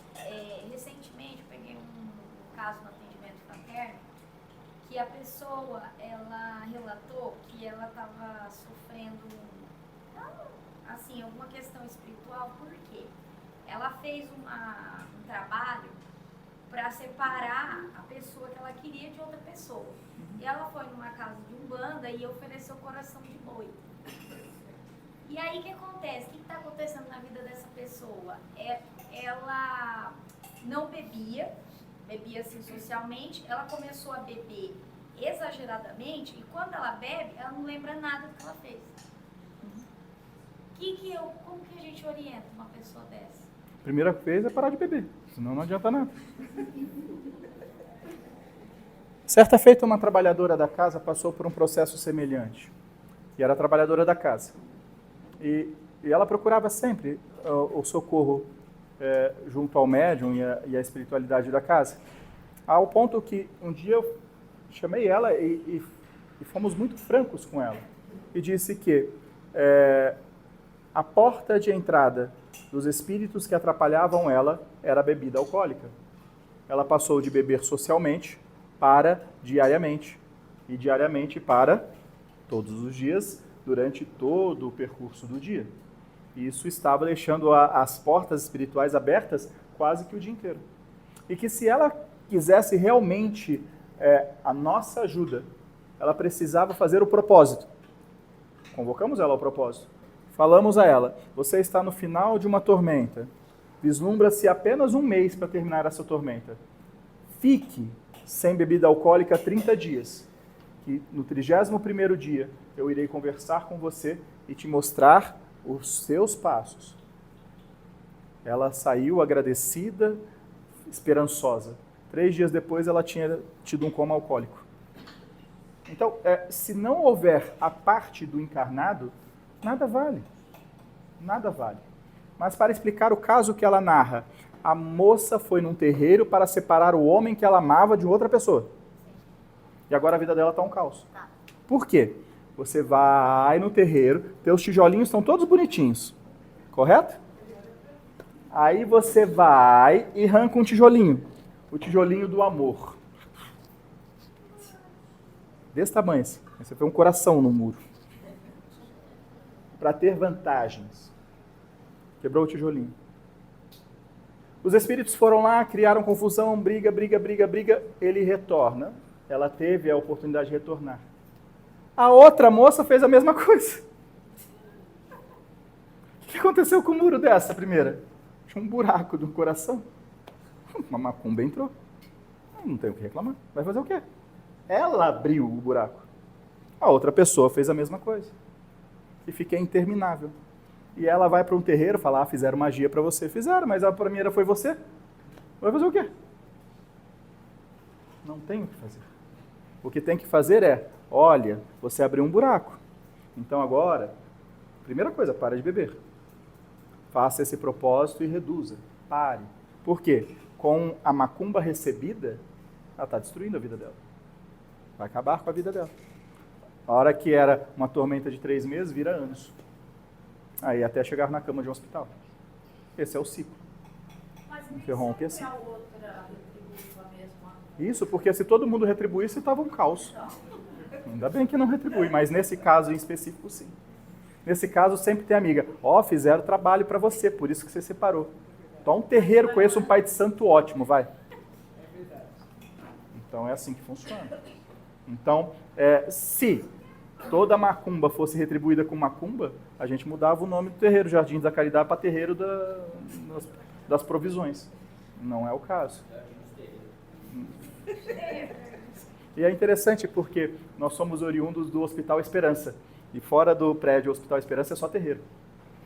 Sabiam disso? Existe o Hospital Esperança, que é o plano espiritual ao qual a gente encaminha, e é oriundo, a maioria que estão aqui veio oriundo do plano espiritual. É quase uma cidade espiritual, aqui pertinho, em Minas. E aí no Hospital Esperança, a ala da enfermaria, do hospital em si, e em volta são egrégoras de matrizes africanas. A Umbanda raiz brasileira está em volta. Por isso que essa casa tem a Umbanda. E essa casa é ligada à Umbanda do Hospital Esperança. Isso isso é para os trabalhadores, para quem desencarna, tem o propósito da Umbanda, ficar nessas casas de Umbanda. Exato. Porque, digamos assim, o Hospital Esperança é como o nosso lar, em menor escala. Né? Somos espíritos mais terrenos ainda, não tão, mas estamos aqui. Então, nós reencarnamos e desencarnamos com bastante fluidez. Então, os espíritos que hoje estão nos terreiros em volta do Hospital Esperança, que são os jardins dos terreiros, como você bem relatou, reencarnam e estão na casa, não só nessa, mas eram objetivadas na década de 80 a criação de 300 casas como esta. Reencarnaram 300 médiuns com as mesmas propriedades que o Douglas teve, no início da década de 80. Dos 300, tem 8 centros só. Os 292 ficaram pelo caminho. Por que ficaram pelo caminho? O dinheiro corrói. Okay? Então eram 300. Saíram todos do Hospital Esperança, reencarnaram, tiveram esta tarefa para ter 300 centros do mesmo molde que é este aqui, espalhado pelo Brasil. Só 8 está vivo, está pulsando. Vivo é uma palavra muito forte, porque quase todos existem, mas 8 estão no propósito. Sim. Em atividade, quase todos, mas 8 estão ligados ao Hospital Esperança. E os outros estão ligados ao quê? Só Deus sabe. Tudo menos... a esperança também, onde há dinheiro, há esperança, dizem esse ditado. Mas é muito importante saberem disso. O que de graça recebeu, de graça doa. Nada, nenhum centavo, nada. O pilar desta casa. De graça recebe, de graça oferta. Quem que paga as despesas desta casa? Os trabalhos que fazem, mas são os trabalhadores, que doam uma contribuição simbólica pequena para pagar as despesas. E paga, sempre pagou. Ninguém vai ficar rico. Vamos embora. Este é o pilar. Fora isso, você pode estar ligado a qualquer outra coisa, menos ao Hospital Esperança. O Hospital Esperança é do Dr. Eurípides Barçanufo, o fundador e o idealizador da obra. Fez o Hospital Esperança em vida e fez o Hospital Esperança no plano espiritual. E segue a obra. E nós somos oriundos, em grande maioria, desta casa, do Hospital Esperança. Ok? A falange dos padres vieram para o Brasil junto com os jesuítas e também se alojaram em Minas, e são os mesmos padres que vieram ao Brasil na época do descobrimento. E ali nós temos a egrégora também católica dentro do Hospital Esperança, na capela. Capela, sim, os jesuítas eram. Dentro da capela de Nossa Senhora. Por isso que rezamos a Ave Maria.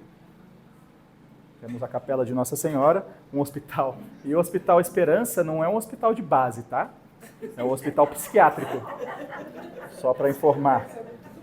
Porque todos falam, nossa, eu quero curar minhas dores lá. Não, lá é psiquiátrico, então só está lá doidinho. E se nós viemos de lá, significa que a gente é meio doido só. Então, é um hospital psiquiátrico. E ele existe no campo físico. Existe hoje. Maria Modesto Cravo foi a precursora, logo depois do Dr. Eurípides Barçanufo, que levou a obra física adiante. Mas não necessariamente os trabalhadores que estão aqui sejam oriundos do interior dos locais também. A grande maioria, sim. A grande maioria dos trabalhadores que se afinam e que ficam um longo prazo nesta casa são do Hospital Esperança. A grande maioria. Podem ter reencarnados, perdidos, absoltos, mas se reencontram em um determinado tempo e espaço. Ok? Assim como a grande maioria dos consulentes que aqui frequentam e aqui se sentem acolhidos, também vieram de lá. Há muitos, é o coração do Brasil. Então, muitos espíritos são reencarnados e tiveram a sua origem de lá. Ai, não vim de nosso lar? Quase ninguém veio. Tem a Cidade das Flores também, né? Tem várias, mas a cidade mais próxima que nós temos aqui na nossa região é Marília. Marília tem um cânion bem profundo e ali existe uma cidade bem densa dentro daquele cânion. Por isso que nada se constrói lá, nada conseguem fazer. Ali é a cidade espiritual mais próxima desta região. Oi? Cachoeira lá. Do lado do Buracão? Lá é uma cidade espiritual. Então, muitos dos espíritos que desencarnam nessa região, eles vão ser socorridos ali primeiro. Ali é uma entrada subterrânea que entra para os confins ali. Então, é uma região até que é de difícil desenvolvimento para quase tudo. Agora que ela começa a despontar, porque é uma entrada bem trevosa, mas faz parte do processo. Sim, é. É uma entrada, Parece é uma escavação de alguma mina. Sim. Ali é a cidade espiritual mais próxima da nossa região. Já me alonguei muito, quero devolver vocês antes da meia-noite. Propriamente dito. Devolver o Douglas. Veja como o Douglas ganhou merecimento. O jogo era 7, ele veio. O merecimento eu acho que não, porque ele deve ter quebrado uns 10 hoje. Se ele fechar meio, tá no lucro.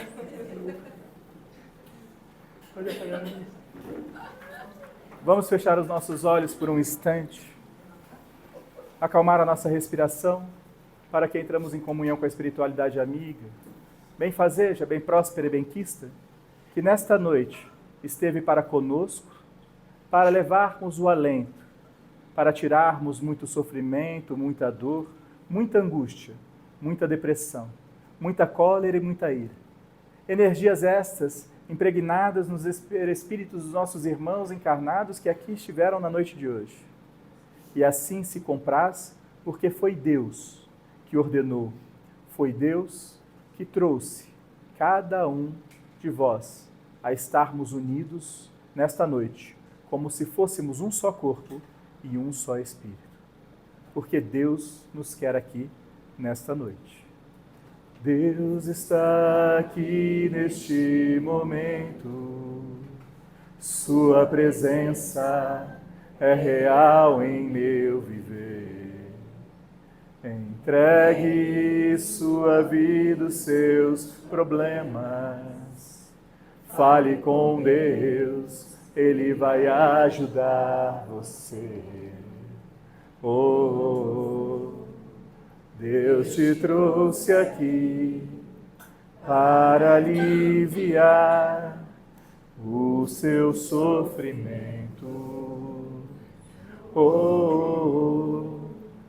É Ele o autor da fé, do princípio ao fim, em todos os seus tormentos.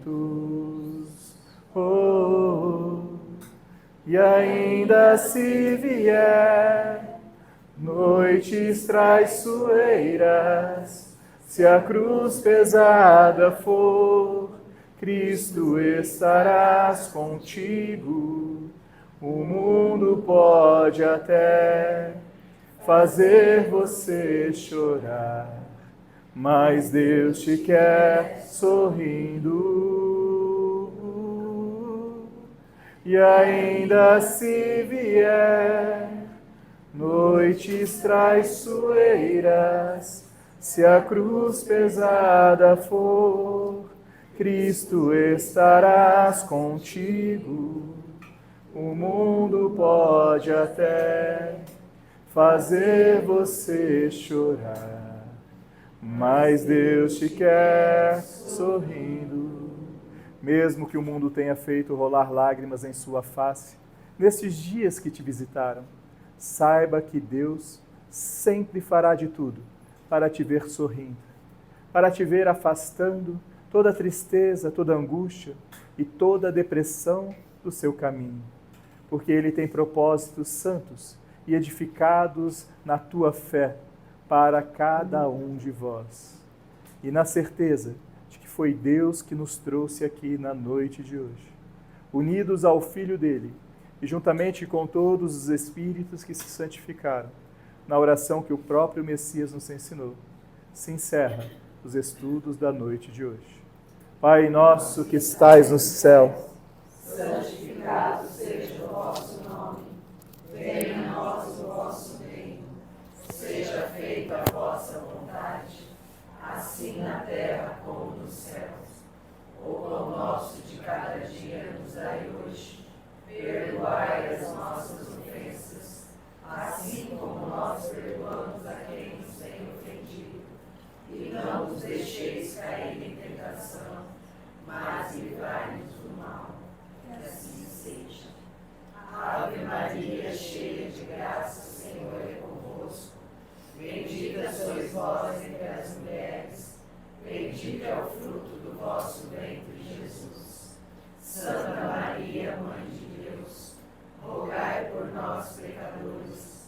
agora